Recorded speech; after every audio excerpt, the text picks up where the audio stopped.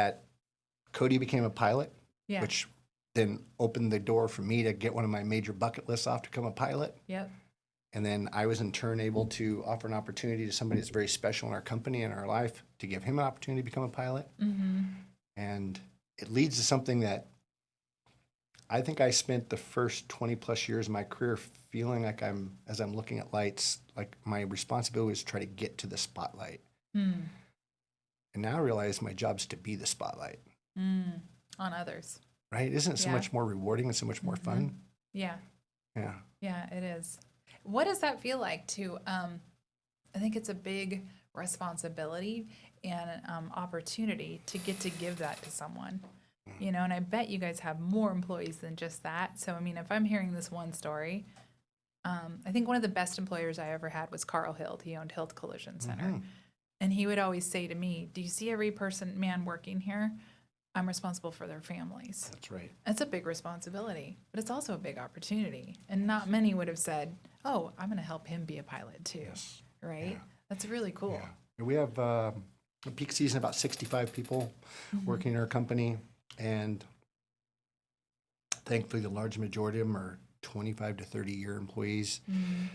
I've coached a large majority of their children in sports and been part of their mentorship in 4-H and FFA, and you're right. It feels so much more like an opportunity than a responsibility. And maybe it's because I treat it like a responsibility. I just get to really enjoy on it being an opportunity. But it is truly a blessing to have those long-term relationship with people in your company. And like I said, once again, the example I use with Chance is really true of all of our senior folks, that my responsibility is to go out and protect them from themselves because they're so dedicated and so loyal and so committed to our cause that I'm like, my job is to get them to slow down and to take more time off. And it's a cool responsibility to have. I think you're probably leading by example, because as I'm listening to you, it would be very easy to farm all day, be tired at night, and go sit down and just live your life. But then I hear you saying, I help here, I help there. Hey, when you told the gentleman from Crown Motors, hey, well, what you should give to is investing in the youth, that's because there was a passion there of yours. We don't tell someone, hey, you should sew in if we don't see it, right?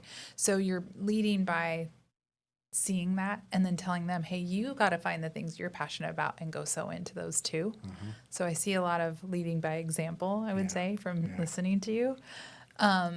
We talked a little bit before we started filming about like the challenges. So there's a lot of good things going on. And I think you and I talked about, we hear a lot of grumbling and this and that about the challenges of agriculture, the challenges of the future of that. And I loved that you want to talk about the possibilities instead. So what would you say to someone who's like, what are the challenges? And, you know, if it's not going to be your kids that take over, like in the next, you know, how, is it still a good thing for people to get into ag? Like what with the challenges that are there? Well, that's a really deep and complicated question. And I'm going to try and appropriately hit on all those little rocks there without going too far in any one particular subject. Yeah, I layered it on you. Sorry. Yeah. Agricultural lifestyle is amazing. Like I said, I spent most of my preteen life on a horse with my grandfather, and his peer. I mean, my peers were 2 generations older than me, and the amount of wisdom and the amount of stuff that gets handed down to you from being in environments like that is a blessing. I don't know how else to describe it. And then 2, to be able to, even though, you know, in general, in agriculture, you work by most people's standards, ridiculous hours. You know, 3,000 hour work years are normal. That's not excessive. That's just normal. And I'm not saying that to brag or to complain. It is what it is, right? Yeah. But I can also tell you, I don't really feel like I've worked very many days in my life.